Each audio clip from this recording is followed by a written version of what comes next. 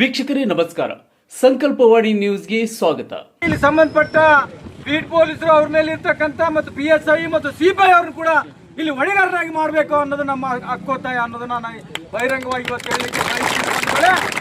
ಇವತ್ತು ನೀವೇನು ಹಾಕಿ ಬಟ್ಟೆ ಹಾಕಿ ಯಾವುದೇ ಮುಲಾಜಿಲ್ದಂಗೆ ಜನರಿಗೆ ನ್ಯಾಯ ಕೊಡ್ತೀವಿ ಅನ್ನುವಂಥ ನೀಚರಿ ನೀವು ಯಾಕೆ ಕೊಲೆ ಆಗ್ಲಿಕ್ಕೆ ಕಾರಣ ಆಯ್ತು ಅನ್ನೋದು ಉತ್ತರ ಕೊಡ್ಬೇಕು. ಇವತ್ತು ಯಾಕೆ ಕೊಲೆ ಆಯ್ತು, ಯಾಕೆ ಅತ್ಯಾಚಾರ ಆಯ್ತು, ನಿಮ್ಮ ಮನೆಯಲ್ಲಿ ಹೆಣ್ಮಕ್ಳು ಇಲ್ವಾ, ನಿಮ್ಮ ಮನೆಯಲ್ಲಿ ಮದುವೆ ಆಗದೆ ಇರೋರು ಇಲ್ವಾ, ಅಥವಾ ಇಂಥ ಘಟನೆ ನಡೆದ್ರೆ ನಿಮ್ಗೆ ಗೊತ್ತಿಲ್ವಾ ಅನ್ನೋದನ್ನ ಯಾವುದೇ ನಮ್ಮ ದಲಿತರು ಪೊಲೀಸ್ ಸ್ಟೇಷನ್ಗೆ ಹೋದಾಗ ಅದನ್ನ ಬಹಳ ಹಗುರವಾಗಿ ಕಾಣಂತ ಈ ಪೊಲೀಸ್ ಮನಸ್ಥಿತಿ ಇದೆಯಲ್ಲ ಅದು ಚೇಂಜ್ ಆಗಬೇಕು ಅನ್ನೋದು ನಮ್ಮ ಹಕ್ಕೊತ್ತಾಯ ಅನ್ನೋದನ್ನ.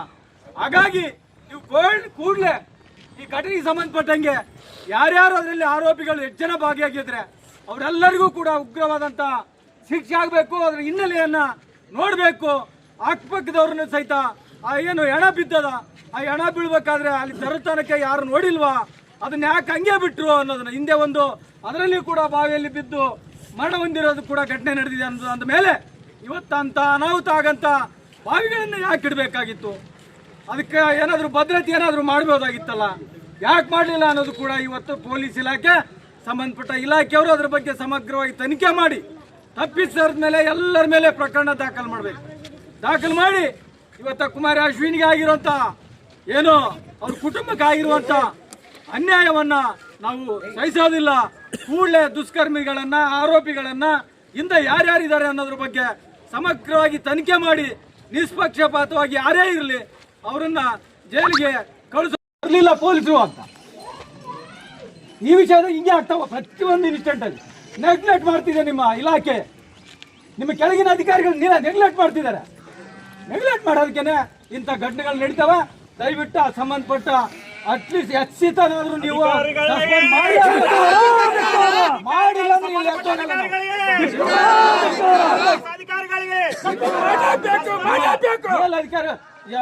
SP ಗೊತ್ತಾಗಲ್ಲ, ಇಮಿಡಿಯೇಟ್ ಆಗಿ CPI ಗೊತ್ತಾಗಲ್ಲ ಅಂತ ಇಟ್ಕೊಳ್ಳೋಣ, PSI ಗೊತ್ತಾಗಲ್ಲ. ಇವ್ರು ಏನ್ ನಡೀತಂತ ಇವರು PSI ಮೊದಲು ಹೇಳ್ತಾರ, PSI ಆದ್ಮೇಲೆ ನಿಮ್ CPI ಹೇಳ್ತಾರ, CPI ಆದ್ಮೇಲೆ DSP ಬರುತ್ತೆ, DSP ಆದ್ಮೇಲೆ SP ಬರುತ್ತೆ.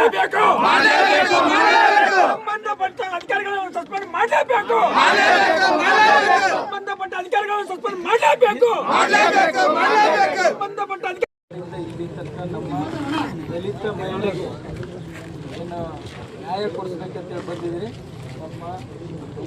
ನಮ್ಮ ಬಂಧುಗಳ ಪರವಾಗಿ ನಿಮಗೆ ಹೃತ್ಪೂರ್ವಕ ಅಲ್ಲಿ ನಮಗೆ ಭಾಳಷ್ಟು ಅನುಮಾನವ. ಆ ಘಟನೆ ಪ್ರಾರಂಭ ಆದಾಗಲಿಂದ ಅಲ್ಲಿ ನೀರು ತಗೊಂಡು ಹೋಗಿರೋಂಥ ಏನು ಗೊಂಬು ಅಥವಾ ತೆಂಬಿಗೆ ನದಿ ಅದು ಒಂದಲ್ಲಿ ಬಿದ್ದದ, ಅಲ್ಲಿಂದ ಮೇಲೊಂದಲ್ಲಿ ಬಿದ್ದದ, ಅಲ್ಲಿಂದ ಆ ಮಹಿಳೆಯ ಒಳ ಉಡುಪು ಒಂದಲ್ಲಿ ಅದ, ಅಂಡರ್ವೇರ್ನು ಅಲ್ಲೇ ಬಿದ್ದದ. ಟೋಟಲಿ ನೆಕ್ಕೆಡಲ್ಲಿ ಮಾಡಿ ರೇಪ್ ಮಾಡಿದ್ದ ಘಟನೆ ಅಂತ ಹೇಳ್ತೀವಿ. ಅದು ಆ ಹುಡುಗಿ ಹೋಗಿರೋದು 6:30-7 ಗಂಟೆ ಸುಮಾರು. ಅದೆಲ್ಲ ಯಾವ ಟೈಮಲ್ಲಿ ನಡೀತು, ಅಷ್ಟೊತ್ತಾದಮೇಲೆ ಮಧ್ಯರಾತ್ರಿನಲ್ಲಿ ಒಯ್ದು ಬಾವಿಯಲ್ಲಿ ಹಾಕ್ಯಾರನ್ನಂಥ ವಾತಾವರಣ ಇಲ್ಲಿ ಮಾಹಿತಿ ನಮಗದ. ಆ ಮಧ್ಯದಲ್ಲಿ ಅಷ್ಟೆಲ್ಲ ಎಲ್ಲಿ ನಡೀತಾ ಘಟನೆ, ಆ ಮಹಿಳೆನ ಎಲ್ಲಿಗೆ ಎಳ್ಕೊಂಡು ಹೋದ್ರು, ಎಲ್ಲಿ ಏನು ಅಲ್ಲೇ ಮಾಡ್ಯಾರೋ ಅಂದ್ರೆ ನಮಗೆ ಅನುಮಾನ ಬರ್ತದೆ. ಯಾಕಂದ್ರೆ ಟೈಮ್ ಆಗಿರಲಿಲ್ಲ, 7:30-8 ಗಂಟೆ ಅಂದ್ರೆ ಟೈಮಲ್ಲಿ ಎಲ್ಲರೂ ತಿರುಗಾಡ್ತಿರ್ತಾರೆ.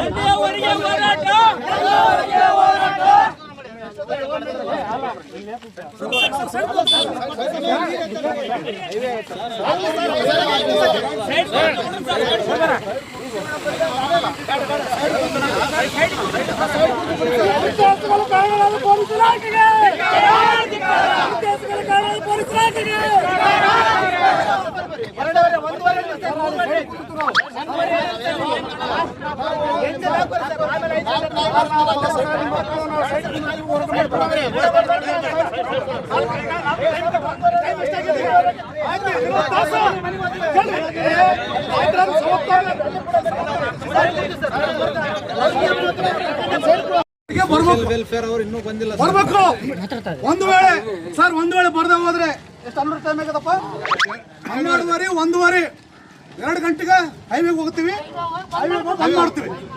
ಯಾಕಂತಂದ್ರೆ ಸರ್ ನಮಗೆ ಇದು ಮಾನವೀಯ ದೇವದುರ್ಗ ಖಾತಿ ರಾಯಚೂರು ಜಿಲ್ಲೆಯಲ್ಲಿ ನಾವು ಒಲೆ ಮಾದಿಗರೇನು 2ನೇ ದರ್ಜೆ ಪ್ರಜೆಗಳಾಗಿದ್ದೀವಿ ಸರ್. ನಾವೇನು ಎರಡನೇ ದರ್ಜೆ ಪ್ರಜೆಗಳಾಗಿದ್ದೀವ? ನಮಗೆ ಬದುಕ್ತಕ್ಕಂಥ ಹಕ್ಕು ಇಲ್ವೇ ಇಲ್ಲಿ? ಇತ್ತೀಚೆಗೆ ದೇವದುರ್ಗದಲ್ಲಿರ್ತಕ್ಕಂಥ ಆ ಕಗ್ಗೊಲೆ ಇನ್ನೂ ನಮಗೆ ಆತಂಕದಲ್ಲಿದ್ದೀವಿ, ಜನ ಭಯಭೀತರಾಗಿದ್ದಾರೆ.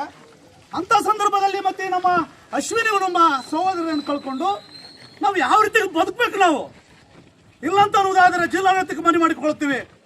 ಒಂದು ವೇಳೆ ನಮ್ಮನ್ನು ರಕ್ಷಣೆ ಮಾಡ್ತಕ್ಕಂಥ ಶಕ್ತಿ ನಿಮಗಿಲ್ಲ ಅಂತ ಅನ್ನೋದಾದ್ರೆ ಜಿಲ್ಲಾಡಳಿತಕ್ಕೆ ನಮಗೆ ಹೇಳ್ಬಿಡಿ, ದಲಿತರನ್ನ ರಕ್ಷಣೆ ಮಾಡಿಕೊಳ್ಳಕ್ಕೆ ನಮಗೆ ಶಕ್ತಿ ಆಗ್ತಾ ಇಲ್ಲ, ಹಾಗಾಗಿ ಇವ್ರು ಏನಾದ್ರು ಬೇರೆ ಕಳಿಸ್ರಂತ ಸಂಬಂಧಪಟ್ಟ ಮುಖ್ಯಮಂತ್ರಿಗೆ ಹೇಳ್ಬಿಡಿ, ನಾವು ಇಲ್ಲಿಂದ ಬದುಕೋದ್ ಬಿಟ್ಟು ನಾವು ಏನಾದ್ರು ಮಾಡ್ಕೊಂಡ್ಬಿಡ್ತೀವಿ. ಲಾಸ್ಟ್ಗೆ ಮತ್ತೊಬ್ಬರು ಘಟನೆ ಆಯ್ತು, ಅದನ್ನು ಕಗ್ಗೋಲೆ, ದೇವದುರ್ಗದಲ್ಲಿ ಕಗ್ಗೋಲೆ.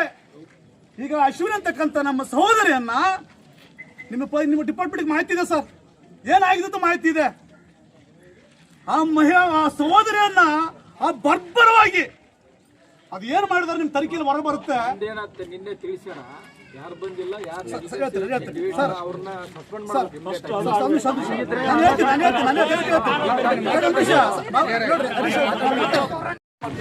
ಹರ್ಷ ಸಾಹೇಬರು ಬಂದಿದ್ದಾರೆ.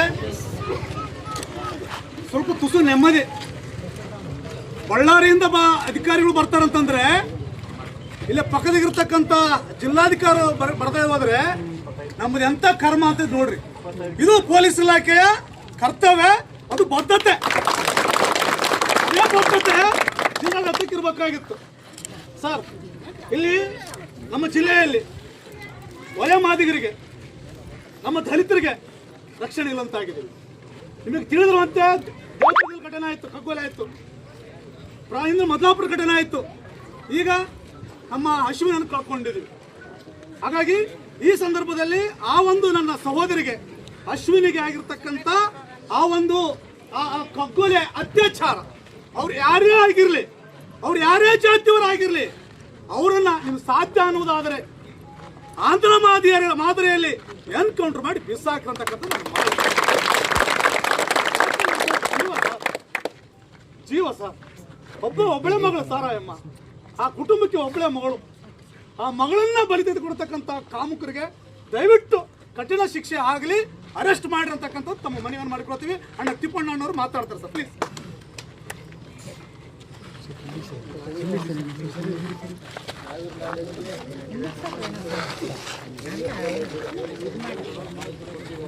ಪೊಲೀಸ್ ಇಲಾಖೆ ಅಧಿಕಾರಿಗಳಿದ್ದೀರಿ, ನಾವು ನಿಮಗೆ ಗೌರವ ಕೊಟ್ಟು, ನಾವು ನಿಮಗೆ ಮಾಹಿತಿ ಗೌರವ ಕೊಟ್ಟು ಎಲ್ಲ ಹೋರಾಟಗಳನ್ನ ನಾವು ಪಡ್ಕೊಳ್ತಾ ಇದ್ದೀವಿ. ಒಂದು ವೇಳೆ ನಾವು ಕೊಡ್ತಕ್ಕಂಥ ಗೌರವ, ನಿಮಗೆ ಗೌರವ, ಪೊಲೀಸ್ ಇಲಾಖೆ ಕೊಡ್ತಕ್ಕಂಥ ಗೌರವ ನಮ್ಮ ಹೇಳಿತನ ಅಲ್ಲ. ನನ್ನ ಮಗಳನ್ನ ಅಶ್ವಿನಿಯನ್ನ ಮಣ್ಣು ಪಾಲು ಮಾಡತಕ್ಕಂಥ ಆ ಕಗ್ಗೊಲೆ ಕಡಕರನ್ನ ಏನ್ ಮಾಡ್ತಿರ್ತಕ್ಕಂಥ ಜಿಲ್ಲಾ ಮುಖ್ಯಸ್ಥರು ಜವಾಬ್ದಾರಿ. SP ಅವರು ಬಂದಿದ್ದಾರೆ, DC ಅವರು ಬರ್ಬೇಕು, ಅವ್ರ ಕರ್ತವ್ಯ. ನಮಗೆ ಟೈಮ್ ಅಧಿಕಾರಿಗಳ ಸ್ಥಳಕ್ಕೆ ಬರಲೇಬೇಕು, ಬರಲೇಬೇಕು, ಬರಲೇಬೇಕು.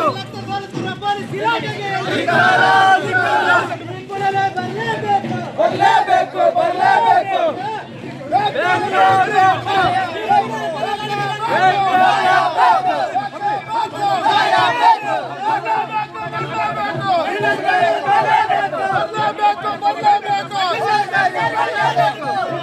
ಅತ್ಯಾಚಾರ ಮಾಡಿದ ಆರೋಪಿಗಳನ್ನು ಬಂಧಿಸಲೇಬೇಕು, ಅತ್ಯಾಚಾರ ಮಾಡಿದ ಆರೋಪಿಗಳನ್ನು ಬಂಧಿಸಲೇಬೇಕು, ಬರಲೇಬೇಕು, ಬರಲೇಬೇಕು, ಬರಲೇಬೇಕು, ಬರಲೇಬೇಕು. ನಿರ್ಲಕ್ಷ್ಯ ತೋರಿದ ಭ್ರಷ್ಟ ಪೊಲೀಸ್ ಅಧಿಕಾರಿಗಳಿಗೆ ಧಿಕ್ಕಾರ, ನಿರ್ಲಕ್ಷ್ಯ ತೋರಿದ ಭ್ರಷ್ಟ ಪೊಲೀಸ್ ಅಧಿಕಾರಿಗಳಿಗೆ ಧಿಕ್ಕಾರ. ಪ್ರಶ್ನೆ ಈ ರಾಜ್ಯದಲ್ಲಿ ಗೊತ್ತದ, ಇಲ್ಲಿ ಒಂದಲ್ಲ. ಹಾಗಾಗಿ ನೀವೆಲ್ಲರೂ ಕೂಡ ಈ ಅತ್ಯಾಚಾರವನ್ನ ಖಂಡಿಸಬೇಕಾಗಿದೆ. ಆ ಏನು ಅತ್ಯಾಚಾರವಾಗಿ ಕೊಲೆಯಾಗಿರ್ತಕ್ಕಂಥ ನಮ್ಮ ಅಶ್ವಿನಿ ಕುಟುಂಬದ ಜೊತೆ ನೀವೆಲ್ಲರೂ ಇರಬೇಕಾಗಿದೆ. ಒಕ್ಕರಾಣಿ ಗ್ರಾಮದ ಸರ್ವ ಜನರತಕ್ಕಂಥ ಮನವಿಯನ್ನು ಕೂಡ ನಾವು ಈ ಸಂದರ್ಭ ಡಾಕ್ಟರ್ ಬಾಬಾ ಸಾಹೇಬ್ ಅಂಬೇಡ್ಕರ್ ಅವ್ರಿಗೆ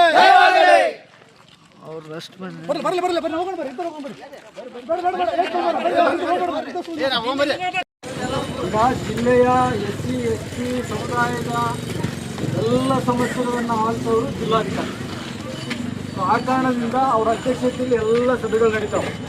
ಆಲ್ ಡಿಪಾರ್ಟ್ಮೆಂಟ್ ಡಿಸ್ಟ್ರಿಕ್ಟ್ ಮ್ಯಾಜಿಸ್ಟ್ರೇಟ್ ಅವರಾಗಿರೋದ್ರಿಂದ ಮಾನ್ಯ ಜಿಲ್ಲಾಧಿಕಾರಿಗಳು ಬರೋ ತನಕ ನಾವು ಕದಲೋದಿಲ್ಲ. ಆ ಬಾಡಿ ಬಂದ್ರು ಹೈವೇಗೆ ಕೂಡ್ತೀವಿ. ಆ ಬಾಡಿ ನಾವು ಮಣ್ಣೆ ಮಾಡಕ್ ಹೋಗಲ್ಲ. ಆ ಬಾಡಿ ತಗೊಂತೀವಿ, ಸೀದಾ ಹೋಗಿ ಹೈವೇ ರೋಡಲ್ಲಿ ಕೂಡ್ತೀವಿ. ಇದು ಖಂಡಿತ. ದಯವಿಟ್ಟು ನಿಮಗೆ ನಿಮಗೆ ಇದು ಮನವರಿಕೆ ಆಗ್ಯದ. ಇಲ್ಲಿ ತನಕ ನೀವು ಕೇಳಿದ್ದ ಏನು ಆಶ್ವಾಸನೆ ಕೊಟ್ಟಿರಿ, ಭರವಸೆ ಕೊಟ್ಟಿರಿ, ಆ ಭರವಸೆಗೆ ತಕ್ಕಂಗೆ ನಿಮ್ಮ ಮೇಲೆ ವಿಶ್ವಾಸ ಇಟ್ಟು ನಾವು 12ವರೆಗೆ ಟೈಮ್. 1:15 ಒಳಗಾಗಿ ಜಿಲ್ಲಾಧಿಕಾರಿ ಸ್ಪಾಟಿಗೆ ಬರ್ಬೇಕು. ಆ ಬಾಲಕಿಯನ್ನ ಮೃತ ಬಾಲಕಿನ ಭೇಟಿಯಾಗಿ ಅಲ್ಲಿ ವಿಸಿಟ್ ಮಾಡಿ ಈ ಗ್ರಾಮಕ್ಕೆ, ಆ ಕುಟುಂಬಕ್ಕೆ ಎಸ್ ಪಿ ಸಾಹೇಬರು ಅಡಿಷನಲ್ ಎಸ್ ಪಿ ಬಂದಿದ್ದಾರೆ ಸರ್, ದಯವಿಟ್ಟು ಬನ್ನಿ ಸರ್. ನಾವು ಮನವಿ ಮಾಡಿಕೊಳ್ತಾ ಇದೀವಿ, ಗೌರವಿಸಿರ್ತಕ್ಕಂಥ ಪೊಲೀಸ್ ಇಲಾಖೆ ಮುಖಾಂತರ ನಮ್ಮ ಸಮುದಾಯಗಳಿಗೆ ತೊಂದರೆ ಆದಾಗ ಯಾವಾಗಲೂ ಇರ್ತಾರೆ. 24 ತಾಸು ಅಲರ್ಟ್ ಆಗಿ ನಮ್ಮ ಪೊಲೀಸ್ ಇಲಾಖೆ ಇರುತ್ತೆ. ಕೆಲ ಅಧಿಕಾರಿಗಳು ಲೋಪ ಮಾಡಿದ್ದಾರೆ. ಒಗ್ಗಟ್ಟಾಗೇನೆ ಇದ್ದೀವಿ. ಪೊಲೀಸ್ ಇಲಾಖೆಯವರು ಇಲ್ಲಿ ಸ್ಪಾಟ್ ಇನ್ಸ್ಪೆಕ್ಷನ್ ಎವಿಡೆನ್ಸ್ ಎಲ್ಲ ಸೆಕ್ಯೂರ್ ಮಾಡುವಂಥದ್ದು, ಅದರ ಸಲುವಾಗಿ ಅವರು ಇಲ್ಲಿ ಬಂದಿದ್ದಾರೆ. ನಾವಲ್ಲಿ ಪೋಸ್ಟ್ ಮಾರ್ಟಮ್ ಎಲ್ಲ ನೀಟಾಗಿ ಆಗಬೇಕಾಗ್ತದೆ, ಕರೆಕ್ಟಾಗಿ ಆಗಬೇಕಾಗ್ತದೆ. ಅದನ್ನೆಲ್ಲ ನಾವು ನೋಡಿಕೊಂಡು ಈಗಷ್ಟೇ ಇನ್ನೇನು ಒಂದು 15 ಮಿನಿಟ್ಸ್ ಗಾಡಿ ಕೂಡ ಹತ್ತಿಸಿದ್ದೀವಿ ಅಂತ ಎಲ್ಲ ಕನ್ಫರ್ಮ್ ಕೂಡ ಮಾಡ್ಕೊಂಡಿದ್ದೀವಿ. ಪ್ರತಿಯೊಂದು ಹಂತದಲ್ಲಿಯೂ ಕೂಡ ಫಾಲೋ ಮಾಡ್ತಾ ಇದ್ದೀವಿ. ನಮ್ಮ ಜಿಲ್ಲೆಯಲ್ಲಿ ಈ ರೀತಿ ಯಾವುದೇ ಒಂದು ಅಟ್ರಾಸಿಟಿ ಕೇಸ್ ಆದ್ರೂ ಕೂಡ ನಾವು ಪ್ರತಿಯೊಂದು ಇಲಾಖೆಯಲ್ಲಿಯೂ ಏನೇನು ಆಗಬೇಕಾಗ್ತದೆ ಎಲ್ಲ ಡಿಪಾರ್ಟ್ಮೆಂಟಲ್ಲಿಯೂ ಪ್ರತಿ ದಿವಸನೂ ಕೂಡ ಫಾಲೋ ಅಪ್ ಮಾಡಿ ಏನೇನು ಸರ್ಕಾರದಿಂದ ಏನೇನು ನಮ್ಮ ಕಡೆಯಿಂದ ಕ್ರಮ ತಗೊಳ್ಬೇಕಾಗ್ತದೆ, ಏನು ನಾವು ಪರಿಹಾರ ಮಾಡಬೇಕಾಗ್ತದೆ, ಯಾವ ರೀತಿ ಈ ಥರ ಒಂದು ಘಟನೆ ಮತ್ತೆ ಆಗದಂತೆ ನಾವು ಕ್ರಮ ತಗೊಳ್ಬೇಕಾಗ್ತದೆ, ಅದು ಎಲ್ಲವುದನ್ನು ಕೂಡ ಜಿಲ್ಲಾಡಳಿತ ಮಾಡ್ತಾ ಇದೆ. ನಾವು ನಿಮ್ಮ ಜೊತೆಯಲ್ಲೇ ಇದ್ದೀವಿ. ಸೊ ಯಾವುದೇ ಈ ಥರ ಈ ಒಂದು ಇನ್ಸಿಡೆಂಟ್ಗೆ ಯಾರ್ಯಾರು ಕಾರಣ ಅವರನ್ನು ಕೂಡ ಈಗಾಗಲೇ ಪತ್ತೆ ಹಚ್ಚಿದ್ದಾರೆ. ಅವರ ಮೇಲೆ ಪ್ರಾಪರ್ ಆಗಿ ಎವಿಡೆನ್ಸ್ ಅನ್ನು ಹಾಕಿ ನಾವು ಕೋರ್ಟಲ್ಲಿ ನಾವು ಅವರನ್ನು ನಿಲ್ಲಿಸ್ತೇವೆ. ಈ ರೀತಿ ಯಾವುದೂ ಕೂಡ ಇನ್ನು ಮುಂದೆ ಘಟನೆ ಆಗದಂತೆ ನಾವು ಎಲ್ಲರೂ ಕೂಡ ಒಗ್ಗಟ್ಟಾಗಿ ಕೆಲಸ ಮಾಡಿ ಈ ರೀತಿ ಯಾವುದೇ ಇನ್ಸಿಡೆಂಟ್ ಆಗದಂತೆ ನಾವು ಕ್ರಮವನ್ನು ತಗೊಳ್ತೀವಿ. 12ವರೆಗೆ ಟೈಮ್. 1:15 ಒಳಗಾಗಿ ಜಿಲ್ಲಾಧಿಕಾರಿ ಸ್ಪಾಟಿಗೆ ಬರ್ಬೇಕು. ಆ ಬಾಲಕಿಯನ್ನ ಮೃತ ಬಾಲಕಿನ ಭೇಟಿಯಾಗಿ ಅಲ್ಲಿ ವಿಸಿಟ್ ಮಾಡಿ ಈ ಗ್ರಾಮಕ್ಕೆ, ಆ ಕುಟುಂಬಕ್ಕೆ ಎಸ್ ಪಿ ಸಾಹೇಬರು ಅಡಿಷನಲ್ ಎಸ್ ಪಿ ಬಂದಿದ್ದಾರೆ ಸರ್, ದಯವಿಟ್ಟು ಬನ್ನಿ ಸರ್. ನಾವು ಮನವಿ ಮಾಡಿಕೊಳ್ತಾ ಇದೀವಿ, ಗೌರವಿಸಿರ್ತಕ್ಕಂಥ ಪೊಲೀಸ್ ಇಲಾಖೆ ಮುಖಾಂತರ ನಮ್ಮ ಸಮುದಾಯಗಳಿಗೆ ತೊಂದರೆ ಆದಾಗ ಯಾವಾಗಲೂ ಇರ್ತಾರೆ. 24 ತಾಸು ಅಲರ್ಟ್ ಆಗಿ ನಮ್ಮ ಪೊಲೀಸ್ ಇಲಾಖೆ ಇರುತ್ತೆ. ಕೆಲ ಅಧಿಕಾರಿಗಳು ಲೋಪ ಮಾಡಿದ್ದಾರೆ.